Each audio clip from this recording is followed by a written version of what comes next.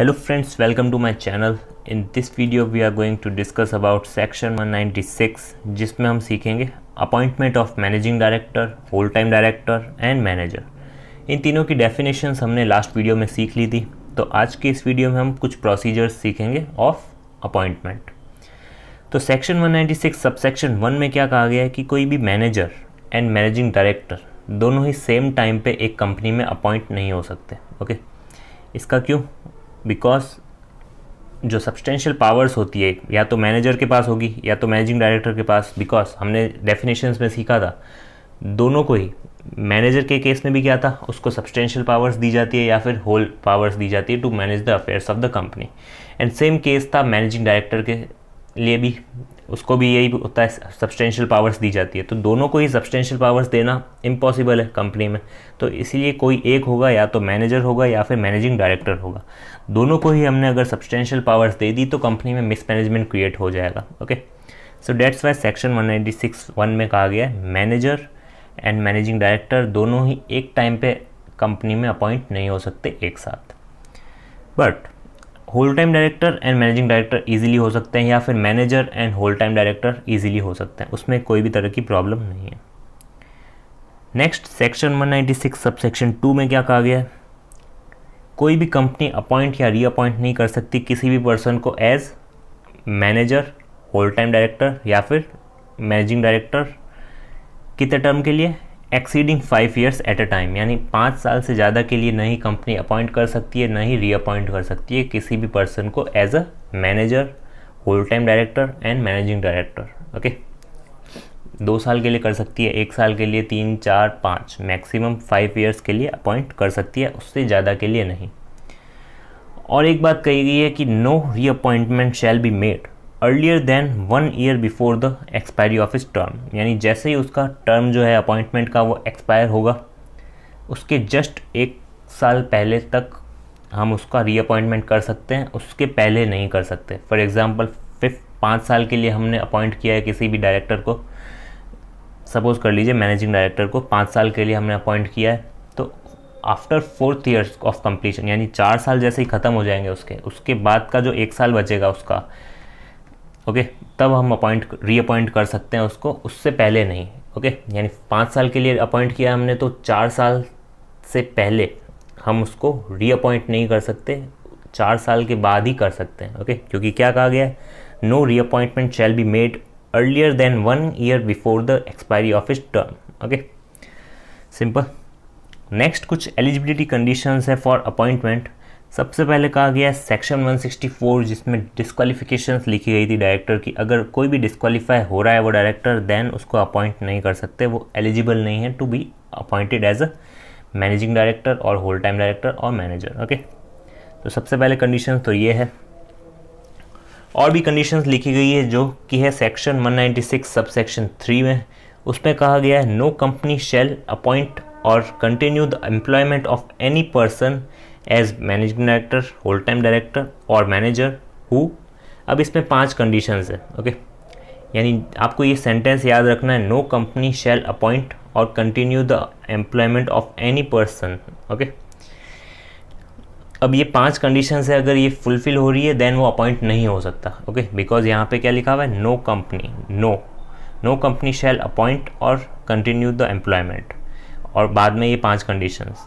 अगर ये 5 conditions fulfil हो रही है देन वो अपॉइंट नहीं हो सकता, यानी वो एलिजिबल नहीं है। ओके, तो सबसे पहली कंडीशन देख लेते हैं, is below the age of 21 years, यानी वो 21 साल से कम की एज का है, देन वो अपॉइंट नहीं हो सकता, या फिर कंटिन्यू तो इस केस में आएगा भी नहीं, बिकॉज वो अपॉइंट ही नहीं हो पाएगा।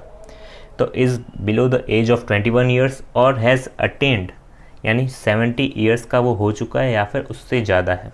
ओके, तो इसका भी कुछ एक्सेप्शन है। वो एक्सेप्शन किसके लिए है, ओनली फॉर दिस, यानी वो 70 years की एज को टच कर चुका है। ओके, इसके लिए कोई भी एक्सेप्शन नहीं है। अगर वो 21 years से कम का है देन वो अपॉइंट हो भी नहीं सकता, किसी भी तरह की एक्सेप्शन नहीं है इस केस में। बट ये जो 70 years वाली जो क्राइटेरिया है, इसमें कुछ एक्सेप्शंस हैं। वो क्या है, स्पेशल रेजोल्यूशन। ओके, अगर हमें 70 ईयर्स के किसी पर्सन को या फिर 70s के ज़्यादा के किसी भी पर्सन को अपॉइंट करना है या फिर कंटिन्यू रखना है उसको एम्प्लॉयमेंट में, देन हमें क्या करना पड़ेगा, स्पेशल रेजोल्यूशन पास कराना पड़ेगा और जो भी उसका नोटिस होगा उसमें हमें एनेक्स्ट करना पड़ेगा यानी अटैच करना पड़ेगा क्या, एक्सप्लेनेटरी स्टेटमेंट। अब वो एक्सप्लेनेटरी स्टेटमेंट में क्या लिखा जाएगा, justification for appointing such person, यानी हम क्यों उस पर्सन को अपॉइंट करना चाह रहे हैं, उसका कुछ रीजंस होंगे, वो सारे रीजंस लिखने पड़ेंगे। रीज़न कुछ भी हो सकता है, फॉर एग्जांपल उसको एक्सपीरियंस है इतना, यानी वो काफ़ी टाइम से हमारी कंपनी में काम कर रहा है तो उसके एक्सपीरियंस के बिना कंपनी नहीं चल सकती, या फिर बहुत बेनिफिशियल पर्सन है कंपनी के लिए, तो वो सारे जस्टिफिकेशंस उनको लिखने पड़ेंगे जो भी होंगे। ओके, और फॉर एग्ज़ाम्पल स्पेशल रेजोल्यूशन हमने कराया बट वो पास हुआ ही नहीं, ओके, देन भी मतलब उसके बावजूद भी क्या होगा, अगर votes cast in favour, special resolution में क्या होता है 75% का क्राइटेरिया होता है, ओके, मोर देन 75% या फिर 75%, बट अगर 75% हमें नहीं मिला वोट इन फेवर, उसके बावजूद अगर हमें votes cast in favour of the motion exceed कर रहे हैं votes cast against the motion, यानी मेजोरिटी लोग चाह रहे हैं कि वो बंदा अपॉइंट हो जो 70 ईयर्स की एज को अटेंड कर चुका है, वो अपॉइंट हो, देन बोर्ड क्या करेगा, अप्लाई करेगा to the central government.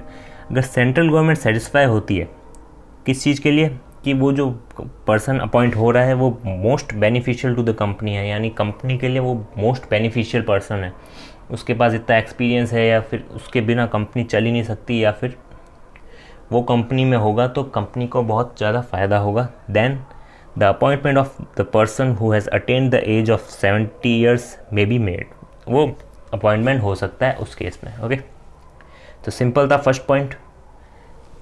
Next हम बात करते हैं बी पॉइंट की, जिसमें क्या है, इज़ एन अनडिस्चार्ज्ड इंसॉल्वेंट। अनडिस्चार्ज्ड इंसॉल्वेंट मतलब कोर्ट ने उसको अनडिस्चार्ज रखा है, इसका क्या मतलब है, फ्यूचर में अगर उसकी कोई भी ऐसी इनकम होती है तो उसको पे करना पड़ेगा जो भी उसका लोन वगैरह उसने ले रखा है। ओके, तो उसको कहा जाता है अनडिस्चार्ज्ड इंसॉल्वेंट। तो ऐसा कोई भी पर्सन या फिर ऐसा पर्सन जो कभी भी अपनी लाइफ में एडजस्ड एज एन इंसॉल्वेंट हुआ है, यानी उसको कोर्ट ने कहा है कि वो इंसॉल्वेंट है, then also he is not eligible to be appointment as a managing director, whole time director या फिर मैनेजर। ओके, तीनों ही। नेक्स्ट है सी पॉइंट। सी पॉइंट में क्या है, has any time suspended payment to his creditors or makes or has at any time made composition with them, या तो उसने सस्पेंड किया कोई भी उसकी पेमेंट टू द क्रेडिटर्स या फिर कंपोजिशन किया, यानी 5 लाख मांगता था उसका क्रेडिटर तो उसने उसको कितने दिए, 2 lakh 1 lakh. Okay, this is known as composition basically. तो ये भी नहीं होना चाहिए, सिंपल सी कंडीशन है ये भी।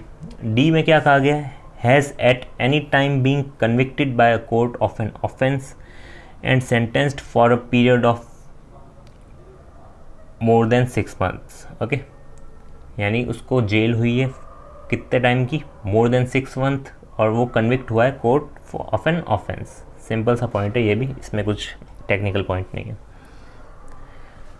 अब बात करते हैं, इसमें थोड़ा आपको दिमाग लगाना पड़ेगा। 5th पॉइंट, इसमें क्या है, एडिशनल एलिजिबिलिटी दे रखी है, eligibility conditions for appointment as per schedule 5th। Schedule 5th आपको पता है लॉज जो होते हैं वो सेक्शंस में भी डिस्ट्रीब्यूट होते हैं और शेड्यूल्स में भी डिस्ट्रीब्यूट हो रखे होते हैं। ओके, तो शेड्यूल 5th में कुछ एलिजिबिलिटी कंडीशंस दे रखी है फॉर अपॉइंटमेंट। सबसे पहली क्या है, अब ये जो कंडीशंस है ना, अगर वो फुलफ़िल नहीं करता देन वो डायरेक्ट डिस्क्वालीफाई नहीं हो जाएगा। ओके, ये जो कंडीशंस इस 5th पॉइंट में दे रखी है, इससे वो क्या होगा, अगर वो इसमें कोई भी फुलफ़िल नहीं करता है देन उसको क्या करना पड़ेगा, जो बोर्ड है वो अप्रूवल मांगेगा सेंट्रल गवर्नमेंट का। ओके, सेंट्रल गवर्नमेंट अगर अप्रूव कर देती है देन वो अपॉइंट हो जाएगा, बट इससे पहले वाली जो भी कंडीशंस है उसमें वो अपॉइंट हो ही नहीं सकता, वो डिस्क्वालीफाई हो जाएगा to be appointed as a director. तो इसमें फर्स्ट पॉइंट है, he had not being sentenced to imprisonment for any period और to a fine exceeding 1000 rupees for the conviction of an offence under 19 acts as specified under part 1 of schedule 5th। यानी उसको imprisonment हुई है any period, यानी 1 our के लिए भी, 1 दिन के लिए भी, या फिर 1 साल के लिए भी, एनी पीरियड, या फिर उसको फ़ाइन हुआ है एक्सीडिंग 1000 रुपीज़, यानी 1000 से ज़्यादा का उसको फ़ाइन हुआ है। कहाँ पे? इन 19 एक्ट्स में। अब 19 एक्ट्स क्या है ये मैं पूरा नहीं बताऊंगा, बट आपको अगर रीड करना है तो यू कैन रीड। ये जो 19 एक्ट्स हैं इसकी बात हो रही है यहाँ पे, ओके। इन लॉज में अगर वो उसको इम्प्रिजनमेंट हुई है या फिर उसको फ़ाइन हुआ है मोर देन 1000, देन वो एलिजिबल नहीं होगा to appoint as a director. But अगर बोर्ड चाहे तो वो कर सकती है after seeking approval from central government. Simple. तो आपको समझ में आना चाहिए कि ये जो 5th पॉइंट है इसमें जो एलिजिबिलिटी कंडीशंस हैं वो अलग है जो पहले जो कंडीशंस थी, ओके। नेक्स्ट बात करते हैं, he had not been detained for any period under the, कौन सा एक्ट है ये? Conservation of foreign exchange and prevention of smuggling activities act 1974, जिसे हम कह सकते हैं कॉफेपोसा, जो कि शॉर्ट फॉर्म है इसका। बट अगर आपको याद रहता है फुल फॉर्म, देन आपको फुल फॉर्म लिखना पड़ेगा। डिटेन्ड का मतलब क्या होता है कि कस्टडी में ले लेना या फिर फ्रीडम उसकी छीन लेना, अपनी कस्टडी में रखना। जेल में भले ही नहीं, इम्प्रिजनमेंट नहीं मिला, बट फिर भी अपनी कस्टडी में रखना, पूछताछ करना, इंक्वायरी करना, कुछ भी करना, बट उसको कस्टडी में रखना या डिटेन कर लेना, इसको यही कहते हैं, ओके। तो सेकंड पॉइंट था ये। अब इसमें क्या है ना, कंजर्वेशन ऑफ फॉरेन एक्सचेंज, यानी उसके घर पे बहुत सारी फॉरेन करेंसी मिली है या फिर स्मगलिंग एक्टिविटीज़ में इन्वॉल्व है, देन उसको डिटेन किया गया उस केस में, देन ऑल्सो वो एलिजिबल नहीं होगा। थर्ड पॉइंट है, he has completed the age of 21 years and has not attained the age of 70 years. अब इसमें कहा गया है कि उसका जो एज है वो कंप्लीट हो गया है, कितना? 21 ईयर्स, एंड वो 70 ईयर्स तक नहीं है, यानी 70 ईयर्स से कम का ही है, तो भी वो अपॉइंट हो जाएगा, ओके। नेक्स्ट है, he is resident of India. Resident of India का क्या मतलब है? रेजिडेंट ऑफ इंडिया का मतलब है ऐसा पर्सन जो मतलब जब भी उसका अपॉइंटमेंट हो रहा है उससे कंटिन्यूसली बिफोर 12 मंथ्स स्टे कर रहा है इंडिया में, ओके। इसको कहा जाएगा रेसिडेंट। ये इनकम टैक्स वाला रेसिडेंट नहीं है जहाँ पे हम 182 डेज़ वगैरह कैलकुलेट करते थे, वो चीज़ नहीं है। इसका कंपनीज एक्ट में इस रेसिडेंट का क्या मतलब है? कंटिन्यूस पीरियड, यानी जब भी वो अपॉइंट हो रहा है उसके लास्ट कंटिन्यूस 12 मंथ्स तक वो कंटिन्यू स्टे कर रहा है इंडिया में, ओके। इसका एक्सप्लेनेशन दे रखा है ये वाला, ओके। और एक्सप्लेनेशन 2 में कहा गया है, क्लैरिफाई किया गया है कि जो कंडीशन है ये वाली वो अप्लाई नहीं होगी ऐसी कंपनीज़ पे जो SEZ में है, यानी स्पेशल इकोनॉमिक जोन में है, बिकॉज गवर्नमेंट उसको प्रमोट करती है तो उस पर ये कंडीशन नहीं लगाई। सिंपल।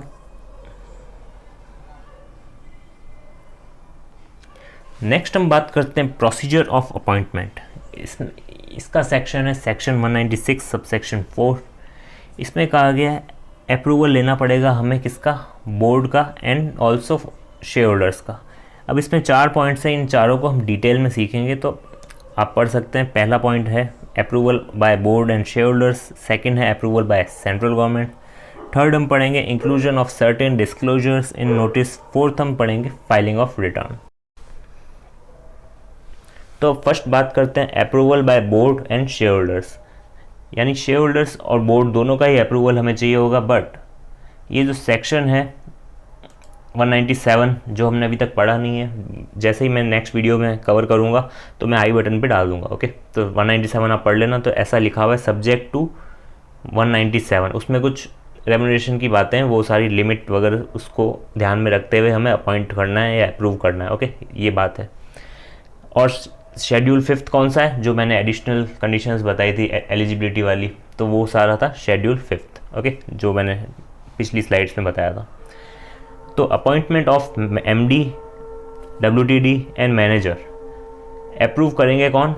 पहले board of directors at a meeting, and बाद में जो भी नेक्स्ट जनरल मीटिंग होगी उसमें शेयर होल्डर्स भी in a resolution at the next general meeting approve कर देंगे, ओके। और वो जो भी रेजोल्यूशन होगा उसमें terms and conditions of such appointment and remuneration जो भी पेएबल होगा, यानी क्या रेम्यूनरेशन फिक्स करना है, ये सारी बातें वो मीटिंग में होगी, ओके। तो अप्रूवल हमें किनका चाहिए, बोर्ड का भी, शेयर होल्डर्स का भी। पहले board, then next general meeting जब भी होगी तब हम शेयर होल्डर्स का रिजोल्यूशन करके ले लेंगे अप्रूवल। ओके, और जो भी टर्म्स एंड कंडीशंस है वो डिस्कस होगी उस मीटिंग में। नेक्स्ट है अप्रूवल बाय सेंट्रल गवर्नमेंट। ये कब चाहिए होगा, जब हमें किसी भी तरह की जो एडिशनल कंडीशंस थी, मैंने 4 बताई थी, उसमें अगर कोई भी वेरिएंस आता है यानी वो फुलफिल नहीं होती है, then we have to take approval from central government in form MR2। कब, within 90 days of such appointment of MD, WTD or manager in the company. यानी अपॉइंटमेंट के विद इन 90 डेज बाद time period है, उसके अंदर अंदर हमें approval लेनी है इन फॉर्म MIR2। और वो किस चीज़ की अप्रूवल होगी, फॉर सीकिंग यानी एप्लीकेशन होगी वो for seeking approval from the central government. ये कौन सा फॉर्म है, MR2। ओके, नेक्स्ट है इंक्लूजन ऑफ सर्टेन डिस्क्लोजर्स, यानी कुछ डिस्क्लोजर्स भी हमें देने पड़ेंगे कहाँ पे, नोटिस में। ये जो भी नोटिस हम देंगे फॉर बोर्ड एंड और general meeting for considering such appointment, उसमें इंक्लूड किया जाएगा क्या, terms and conditions of such appointment, उसका रेम्युनरेशन जो भी हम पे करेंगे पेबल होगा, and such other matters like उसका कुछ इंटरेस्ट तो नहीं है कंपनी में या किसी भी कॉन्ट्रैक्ट में या कहीं भी इंटरेस्ट तो नहीं है उसका, किसका, डायरेक्टर और डायरेक्टर्स इन सच अपॉइंटमेंट्स, यानी जिन भी डायरेक्टर या डायरेक्टर्स का अपॉइंटमेंट हो रहा है उनका कोई भी तरह का इंटरेस्ट तो नहीं है, और या उनका रेम्युनरेशन पेबल, उनका अपॉइंटमेंट से लेके टर्म्स एंड कंडीशंस, ये सारी बातें भी उस मीटिंग में हमें डिस्क्लोज करनी पड़ेगी। मीटिंग में नहीं, मीटिंग के नोटिस में। ओके, मीटिंग के नोटिस में हमें डिस्क्लोज करनी पड़ेगी सारी बातें। नेक्स्ट है फाइलिंग ऑफ रिटर्न। और return in the prescribed form हमें फाइल करना पड़ेगा विद प्रिस्क्राइब्ड फीस। कब, with in 60 days of such appointment, किसको, रजिस्ट्रार को। ओके, ये फॉर्म कौन सा है, MR1। ओके, नेक्स्ट है वैलिडिटी ऑफ एक्ट्स। ये है सेक्शन 196 सबसेक्शन 5। इसमें लिखा हुआ है appointment of managing director, whole time director and manager अगर अप्रूव हो जाते हैं at board meeting, but approve नहीं होते हैं कहाँ पे, एट द जनरल मीटिंग, यानी पहले बोर्ड मीटिंग में अप्रूवल हो गया उनका, but after that general meeting में उनका अप्रूवल नहीं हुआ, देन क्या होगा, any act done by him before such approval, यानी शेयर होल्डर्स का अप्रूवल मिलने से पहले जो भी एक्ट्स उन्होंने किए हैं वो सारे के सारे वैलिड रहेंगे। ओके, तो this is written in section 196 subsection 5, validity of acts. So ये हो गया हमारा कंप्लीट सेक्शन 196। ओके।